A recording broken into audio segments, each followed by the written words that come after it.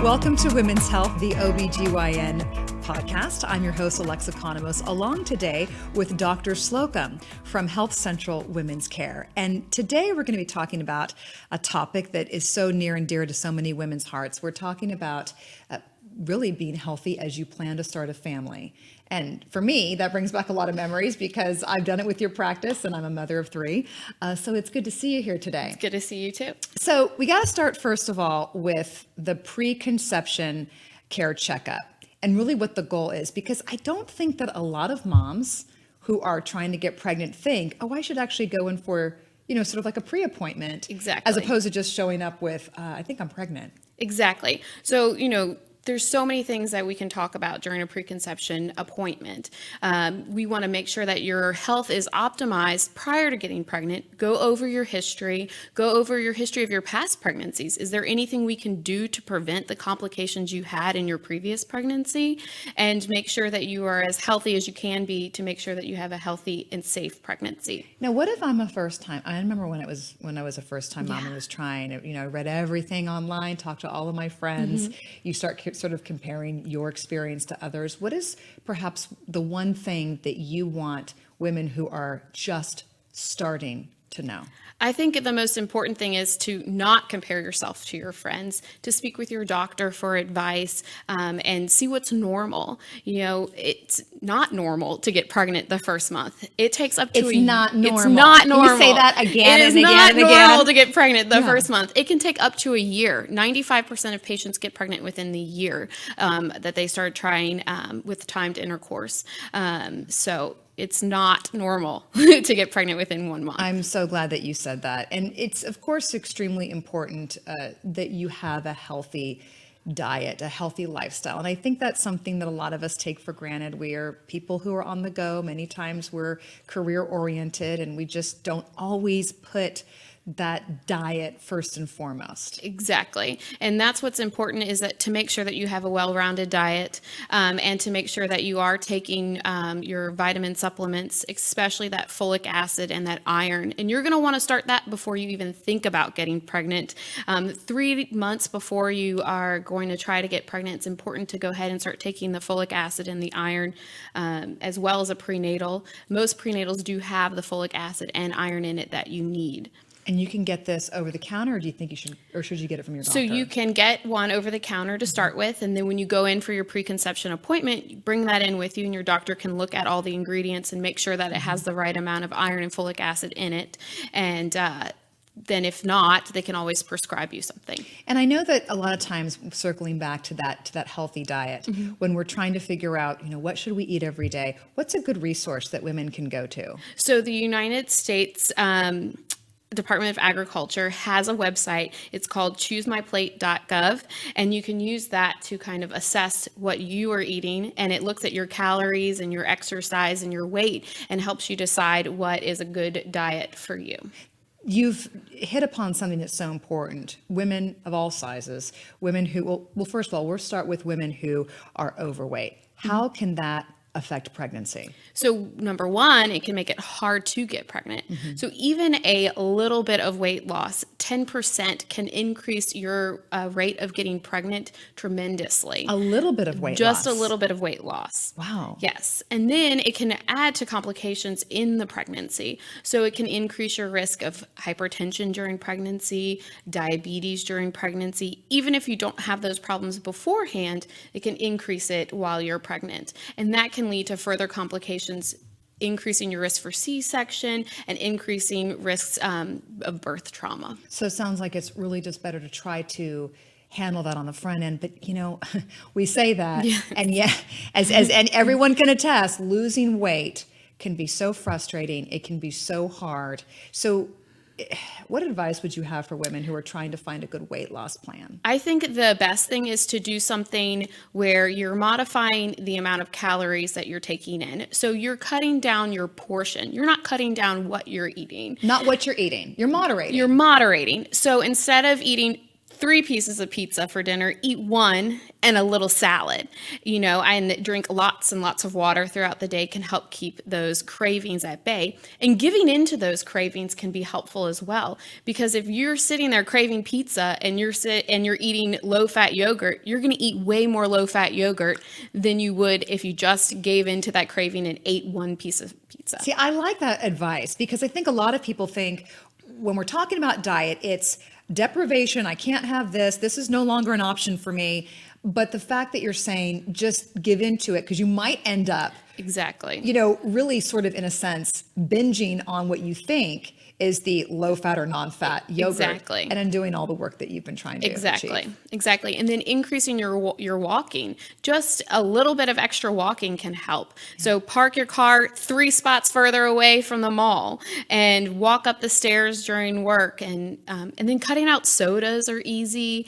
And that's huge. It is. And just little things you can do to modify your diet throughout the day can really help drop your weight. I love that. So we're talking like baby steps, pardon the pun. Exactly. Baby steps exactly. Here. Now, on the flip side, there's also the problem with being underweight. So for women who are underweight, what kind of an effect would that have on pregnancy? So that can cause your baby to also be underweight, which can cause issues in growth and development of the baby during the pregnancy, and as well as issues during delivery.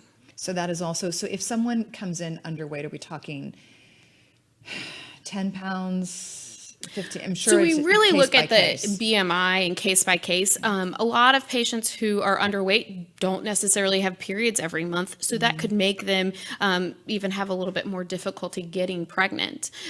So talking with your doctor and having them look at your weight versus your height, which is the BMI, and going over that with you is important. And then talking about kind of your nutrition, and are you a long distance runner, or why are you underweight, and kind of going from there would be important.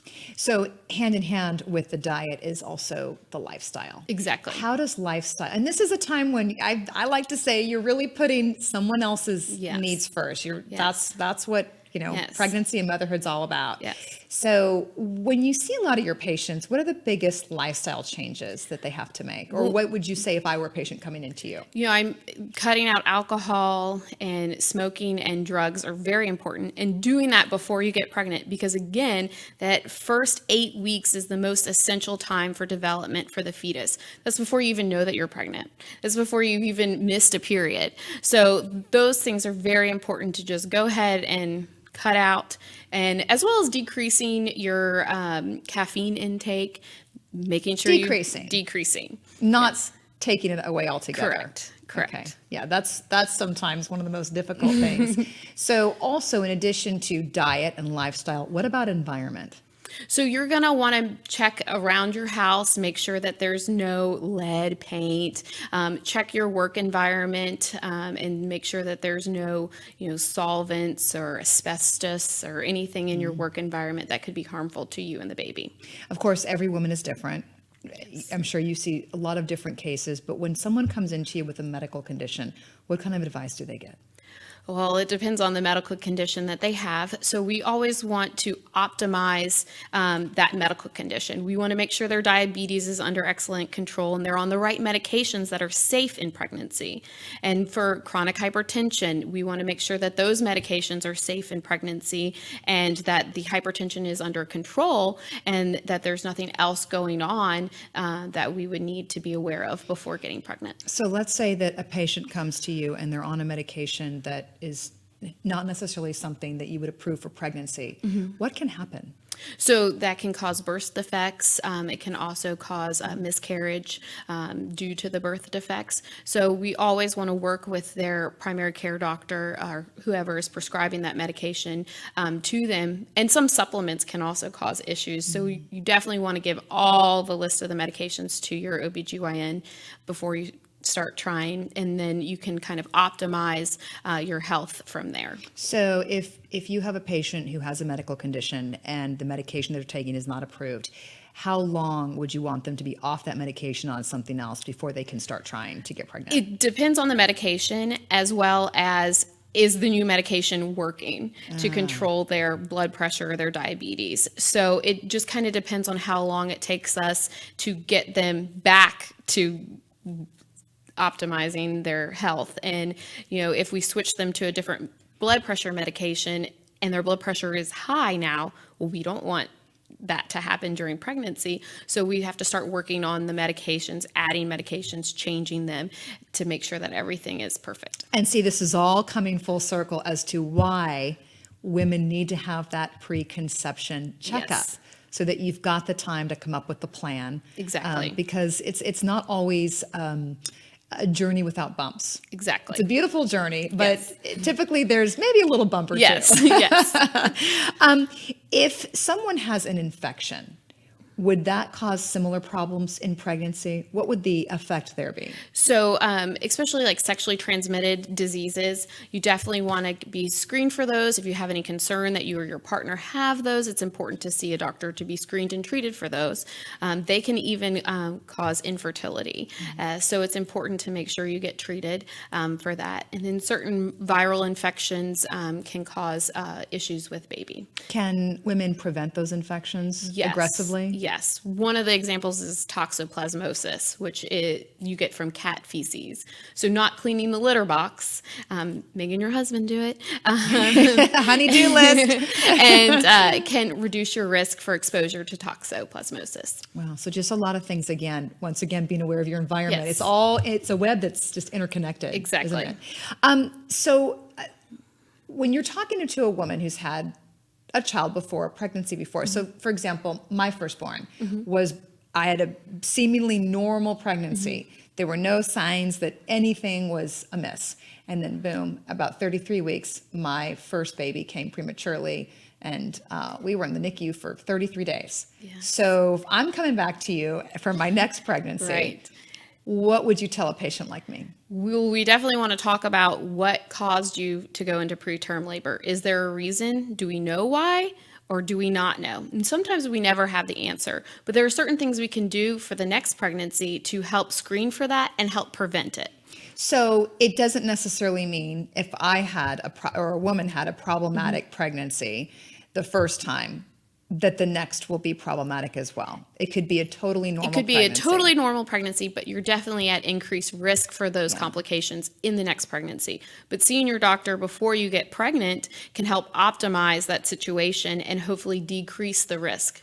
So it's so important really that you know your health history, whether you've had a pregnancy before that didn't go, necessarily according to plan, or really just any health history at all. Do you come across a lot of patients who actually don't know their entire health history? Yes, it's very common. I don't know why, but I think a lot of times people aren't aware of what's going on with their own bodies. And I try to make sure in my practice that I communicate very well and explain everything that's going on as detailed as I can, drawing pictures and showing them and giving handouts so that they're very well versed in what's been going on with their health. I think it's also just really important. I found this with my own family, that family members talk with each other. Yes. Because sometimes, I don't know why it is, but like with my family, it's like, oh, I have this problem. Don't tell anyone. Don't say anything. Yes. And I found out stuff about my own health history that I thought, well, why didn't someone tell me? Yes. It really doesn't make sense, because when you think about it, the more knowledge you have, the more you're just empowered. Exactly. And, going on that with your family history, there's certain diseases that we can pass on as a family. And we have screening for that now. So you can do that screening ahead of time and see if you are a carrier for certain diseases like cystic fibrosis, sickle cell, things that you can pass on to your baby. Can we talk about that real quick, cystic fibrosis? Yes. For people who may not be familiar with that, how does that work in terms of if one partner's a carrier or if both partners are a carrier? Because that is a really big concern. Yes. So for cystic fibrosis, it's autosomal recessive disease. So what that means is both parents have to be a carrier. So usually what we do, we screen mom. And if mom is negative, great. Then all baby could ever be is negative or a carrier. And then baby would get screened when baby has babies, is how I explain it to my patients. And if mom does come back positive, then we test dad for that same disease. And if he's negative, great. All baby could ever be is a carrier or not a carrier. And then if baby is positive, then we set them up with a genetic counselor and talk about the risks of cystic fibrosis and the risk of baby having that disease. So once again, it comes right back to that preconception visit and really talking about everything on the front end. Exactly. So I'm curious to know, you are a mom to a 17-month-old baby boy. Yes. Right? Yes. So what was it like for you on a personal note when you became the patient? It was definitely. Are you a good patient? I'm sure you do. I'm sure you listen. I went to your all of doctor. my appointments, but I think I was quite a character during labor. So you were backseat driving. Yes. Yes, but that must have been sort of a full circle moment for you to It definitely experience it was. personally. It definitely you know, was. as a patient and as a doctor. Yes. And my husband is an OBGYN too, so it was quite an adventure for both of us. Wow. So it's all in the family. Yes. What's the one thing about motherhood that you've learned that has kind of stuck with you or perhaps surprised you, or The even just love made you smile? have for that baby is incredible. It teaches you unconditional love and that you can really do anything. Yeah, it sure does. It kind of, it's all encompassing, isn't it? Yes. And it's hard to remember what life was like before then, right? Exactly. Yeah. And then you learn how your mom feels about you, and it's just amazing. Yeah, you don't get it until you get it. Exactly. Really. Exactly. Well, it's such a special relationship that a patient has with their doctor. I know for me, with my 3 kids, and by the way, as I've mentioned before, I'm a patient of your practice. Yes. And so it is such a special feeling that you have, I think, to the person who led you on that journey. Is it the same for doctors as well with their patients? It is. It's the best moment being a doctor is placing that baby on mom's chest and watching them fall in love. It is the best moment, and I love it. Oh, I love that. That is so neat to hear. Well, it's been so wonderful visiting with you. And I think that we've all learned a lot as well. Thank you so much, Thank Dr. you. Slocum. Thank you. Thank you. For more information about Dr. Slocum and preconception care, visit Health Central Women's Care. You can find them online at healthcentralobgyn.com. They are also all over social media on Facebook, Instagram, and Twitter at Health Central TX.